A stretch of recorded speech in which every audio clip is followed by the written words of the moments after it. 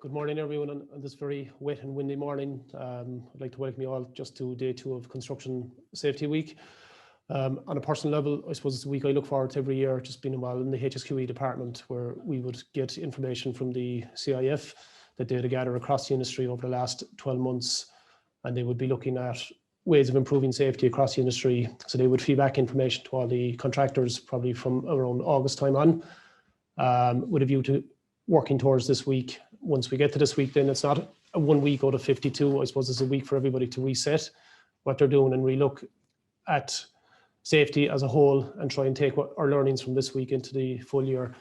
Today's sessions are going to be on plant and pedestrian safety, which is really important to EPS at the moment, because I suppose from an EPS perspective, over the last couple of years, the number of construction sites that we're using a lot more plant and machinery, where we are the main contractor, the PSCS and the PSDP, and we're actually working with a lot more larger civil subcontracts, which we wouldn't have historically done. I suppose it becomes all the more prevalent and more important for us. We're also out on roads, which is something new to us as well. Like, we're installing probably in the region of 30 odd kilometres of pipelines in Ireland at present across the country. So it is important that we understand plant, machinery and pedestrian safety. When we consider plant and machinery and pedestrian safety, I suppose for us, it is no different to driving a car at home. We need to ensure that all our plant is in good working order. There is a number of forms and stuff that we would use to fill out. Like our car at home, people need to be authorised and competent to drive, and also have competent banksmen working with them at all times to ensure that what we're moving, how we're moving it, is being done in a safe and controlled manner. All the plant now, based on recent change in legislation, need to be fitted with audible and visible devices. This means historically, I suppose we had a lot of plant and machinery down through the years where there wouldn't have beacons, etc. on them, but now it is compulsory. So all our sites need to have them, irrespective how old or new the plant is. When we're looking at some of the stuff on sites, it is quite easy for us to say we need to have safe pedestrian access. This isn't always possible on a site. It depends on the nature of the work, how we're working, where we're working, whether it's a brownfield site, a greenfield site, etc. And we need to understand the complexities and natures of that site. So where possible, we are putting in designated walkways. If not, we need to come up with an alternative plan, and that is down to each particular individual construction site to ensure that their site management controls are in place to suit that particular site. Generally, when we talk about pedestrian access, we only consider out on a construction site where we run the risk of being hit by a dumper truck or a crane or a load out, etc. It is as important inside in a building where we have more than one floor in the building that can be single or 2-story, 3-story. We need to ensure that wherever pedestrians are walking, that they have designated routes inside the buildings, so we don't have people working over their heads and running the risk of a hammer or a screwdriver or something falling and hitting them in the head and causing serious damage to individuals. So it's something that's as important indoors than it is outdoors. When we consider hazards on sites, I think everybody that can see the photo there of the load all that's fallen over, that's what we consider. Thankfully, as EPS, I suppose we haven't seen something like this on one of our sites for about 12, 13 years. And that's down to the good planning and everything that we're putting in place up front before we do any work. What we need to understand, plant is plant, it does move, there is moving parts into it, and we need to be conscious of that at all times. And again, I'll refer back just from our day-to-day lives, when we're out walking, driving, it's no different than being on a construction site. The risks are the same, if not greater, on a construction site. There is areas of concern when we're doing it. You will have pedestrians that are walking near plant and machinery when they shouldn't be. That is something we need to address through proper planning, toolbox talks, etc., reminding staff continuously that they shouldn't. When we're loading, unloading, load alls, dumper trucks, that people get out of the truck, etc., and or load all when it's not in use, take the keys out with them and actually avoid any risks to other individuals that may get into the dumper truck, etc. One area I suppose is a particular concern for me is site deliveries, where having people coming into our sites on a day-to-day basis that aren't familiar with our procedures, aren't familiar with the site conditions, the site layout, etc. So I would request that we keep the gates closed on the way in and have a mobile number up there so that they will contact us and we can take them to a designated area on the site to unload them. When we're unloading them, we need to be conscious as well, that truck, whether it's a 40-foot container or trailer, small truck, things will have moved inside the truck just during transport, and we run the risk of something falling out from the vehicles as we're unloading them, and it's just something to be conscious of when we're doing it. The risks, I suppose, all the risks are around individuals. Plant and machinery can be replaced or repaired. Unfortunately, sometimes individuals can't. So when we're considering the risks, when we're doing our meta statements, our risk assessments and our daily SPAs, we need to consider what could happen to us as an individual, what could happen to our colleagues. So I would further beyond that and actually think of the consequences afterwards. At present, we're all on construction sites. We're happy doing our job. We're all in there for whatever reasons we're there, whether it's for personal satisfaction, whether it's for having to pay a mortgage, whatever the reasons we're at work, we're all at work, we're all working together. If we have an accident in our personal lives, things change dramatically at home. That might mean that we can no longer work. Things we take for granted, whether it's walking the dog, kicking a football with one of our children, dropping them to swimming, music, whatever they do on a day-to-day basis, going for picnics. If we end up with a serious injury in work because we didn't manage what we were doing and took a chance around any plant or machinery, that can lead to serious ramifications for us at home. And we may not be able to do what we wanted to do. There's also the add-on risk and issues for families that, you know, there is a financial implication both to a company and to an individual if they have a serious accident and they can't work again. From a site perspective, morale generally plummets on a site if there is an accident because people are all concerned and worried about the individual. It brings in the HSA, it brings an awful lot of people down top of the site, both from a client perspective, internally within EPS. And it does affect morale on sites. People are worried about the individual who's been injured. They're worried about themselves, worried about if they do something wrong, don't do something right, etc. What are the ramifications for it? But for me, the most important thing here is when we are doing our SPAs or doing our assessment at the start, think about our families, think about our friends and stuff at home, what we do outside of work, because we want to get everybody into work and get them home safe that evening and let them go on and lead their lives in the evenings and at weekends when they're not at work. So I would ask everyone not to take a chance. It's not worth the risk, and stick to whatever plan that's in place at the start and don't deviate from it.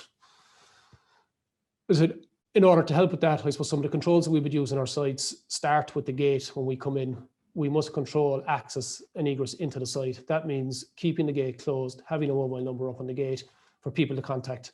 As we come in the gate, then we need adequate signage up in place to ensure everybody understands when they arrive in, whether they're a visitor, a contractor, subcontractor, a client, someone just calling down to do a review of the site, whatever the case may be, people working on the site, that the signage is there and it is adequate and it is very clearly identified, showing where plant is allowed travel, where pedestrians are allowed travel, etc. Traffic management on a site, that changes from week to week, day to day, depending on the work that we're doing and the nature of what we're doing on the site. So it's not just enough to do an induction with someone at the start of the contract and assume that's traffic management dealt with for the entire job. This is something that constantly moves, so we need to keep reminding people where we have changes, they need to be visible. People need to be aware of it. And it's about communicating back to people on a daily basis, weekly basis, as we change stuff on sites. As I said, all our sites are different. Some will allow us put up additional signage. Some will allow us put in road markings on them. There'll be speed limits, one-way systems. The nature of what we do, that's not always possible. That's the ideal scenario. You need to look at your own individual site and actually decide how you're going to deal with that site as an individual and as a group collectively to make it as safe for both pedestrians and machinery to work side by side. In an area where we have a lot of heavy machinery working, where they're doing deep excavations, etc., we'd request that we actually put up a lot of barriers, signage, and keep all pedestrians out of that area. They've no need to be in there when there is a lot of machinery moving, but get the adequate signage, get the adequate barriers, and keep people out of there. No one should be allowed to enter into those areas. From pedestrians, it is in the ideal world, we would have something similar to what's in the photograph that you can see in front of you for pedestrians where they can walk up and down safely. That is not always possible, but anywhere we can put in a safe pedestrian access, safe pedestrian routes, I would urge you not to put any trip hazards there. When we're unloading trucks, it's easier just to drop stuff nearby and put it in there and say, oh, we'll only have it there for 5 minutes, or 5 minutes becomes an hour, or then it becomes the norm and we're creating trip hazards. People now have to come out of the pedestrian routes to actually get around what we've put into the area. They're now running a risk of passing or being hit by a moving vehicle that's outside them. The pedestrian routes are there for pedestrians, and at all times, whether we're in a stores, workshop, construction, pedestrian route is a pedestrian route, and under no circumstances should we ever leave anything in the way that may cause an issue for someone. There will also be times where we need to cross over from one area to another area. No different to being out walking on a day-to-day basis. You look left and right when you're crossing the road. Look left and right when you're at a crossing point to ensure there's no vehicles coming. You can't hear any sirens from the beacons, etc. And the same happens for, I suppose, vehicle routes. Again, these will change day to day based on the site, based on what work we're doing, based on the nature as we're moving through a site. These change. They need to be clearly identified and segregated where possible. And again, that's not always possible. I accept that and appreciate that. And that's something we need to work with through our meta statements and risk assessments as we're doing them on our own particular sites. But where possible, we do need to designate them. We do need to ensure that we maintain a controlled speed limit on a site. There's no point in any individual racing from one end of the site to the other end of the site, or if we have another site 200 yards down the road that they're trying to get from A to B as fast as they can. They need to be conscious of what they're doing, how they're approaching their work, and ensure they do it in a safe manner. Where possible, we should minimize reversing on the site so that the driver of the vehicle can see as much around them as possible. And the best way of doing that is actually driving in a forward motion at all times. On our sites, again, we will have a lot of steep gradients that we need to address and ensure that we don't actually have them there where possible. If we need to put in extra temporary works into a site to take them out, to ensure that we've even ground without steep gradients and run the risk of something toppling over, we need to be doing that. And I know sometimes it'll be okay on the day. It won't be okay on the day. It's all about how we plan it and remove any steep gradients or any sharp ends on a site. We need to give vehicles proper access around sites where possible. Blind spots, and some of you may be aware of the thumbs up campaign that's out there by the CIF in the last couple of weeks. We're using on some of our sites to great effect. This is where you have a very congested site. You don't have access to get around vehicles. There is no designated pedestrian walkways. If you cannot see the driver cannot see you. So there is a number of blind spots on every vehicle. You need to ensure at all times that you can physically see the driver. And looking at the back of the driver's head, the driver cannot see you. So you need to be able to ensure that you can get eye contact. You give the driver a thumbs up. When the driver is satisfied it's safe for you to pass them, they will give you a thumbs up, and then you proceed, and only then do you proceed. Under no circumstances do you approach any moving vehicle. You wait until you're acknowledged, until you approach the vehicle, try to pass the vehicle. And under no circumstances do you ever stand behind a vehicle. Even though they may not be reversing at the time, you always run the risk that someone will start reversing, so never stand behind a vehicle or walk beside one. Visibility, whether we're in our stores, in our workshops, out on site, we will always be wearing the high-vis vests as required. It is not something that's going to save us an individual. It's how we act as individuals, how we follow our procedures, how we ensure that we maintain a safe distance from a vehicle will save us. What the high-vis vest does, it actually allows the driver that bit of extra visibility, so they can see someone. When they see the vest, they know there's someone there. If there's poor light, etc. in the area, at least they will always see a high-vis vest.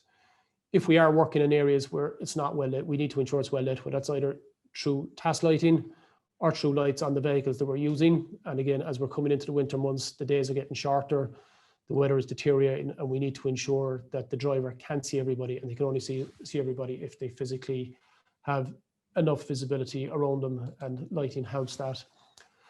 Mobile phones, I want to just remind you and encourage people, again, no different in our personal lives when we're dealing with any vehicle that can be using the lawnmower, whatever the case may be at home. We should not under any circumstance be using our mobile phone in the vicinity of a machine when we're operating in it. And that includes when we're acting as a banksman or a spotter for the driver. We shouldn't be on a mobile phone. We should actually be concentrating on what we're doing and ensuring the safe work is done safely without mobile phones. Mobile phones are there and they're an important part of our lives, but we use them in a designated area, a designated time, and they should never, ever be used while we're working, and especially around plant and machinery, to avoid any risks to any individuals. It goes without saying, if we're operating any machinery at work, and it doesn't matter what element of work we're in, it can be a 110 volt drill, it can be a dumper truck, we can be acting as banksmen, it can be an overhead crane in our workshop, etc. Alcohol and drugs are a no-no. It impairs our vision, it increases the risk of us making the wrong decision and either injuring ourselves or worse, injuring someone else. That could lead to a fatality or a very serious injury to individuals. So just remind people, drugs and alcohol should not be used under any circumstances when we're working. I suppose, to bring things home to people when things go wrong on site, when we fail to plan, fail to have our procedures in place, fail to have everything documented, fail to have what we need done in place, we end up in scenarios in industry, like we see in the picture here. This individual has been pinned under the excavator, it's fallen. Bear in mind, I suppose, not alone has he got to deal with the injuries that he's going to suffer from that. He has colleagues watching him. The driver of the excavator is looking at him. He's the banksman, the spotter, the other individual on the site. Everyone's going to see this. He's in serious pain. They cannot get this off him for a period of time. So people need to understand, like, we're putting all these procedures and stuff in place to ensure things like this don't happen on any of our sites or any other site that we may be working on in the future. I'll go back to, I suppose, what I said previously, and it goes back to visitors, delivery drivers, and people visiting our sites. It goes back to the gates at the start of the site. We keep them closed at all times, so nobody can just wander into our site and not understand what we're doing on the site. We put up a mobile number for the visitors. They will contact us.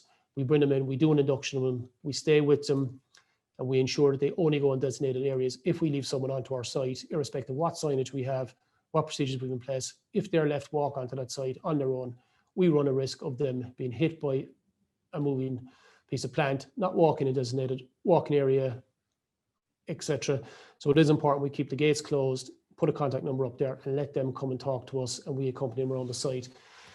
We should also have ensured that we have adequate supplies of PPE on sites that people actually, and when they're going out on the site with us, that we expect them to wear their PPE. If they haven't got it themselves, that we actually provide it to them. So I suppose I'd like to thank everybody for the time you've taken to listen to me. If you have any questions or you require any additional information around what has been discussed today, or any of the days that we're going to be discussing the various topics throughout Construction Week, or anything from a broader perspective on health and safety, please contact the HSQE department, or please contact one of the safety champions that you're dealing with. It is chaired by Sharon O'Connor, and Sharon will be delighted that people will actually contact her, and we will bring it up at our next safety committee meeting and go from there. Thank you.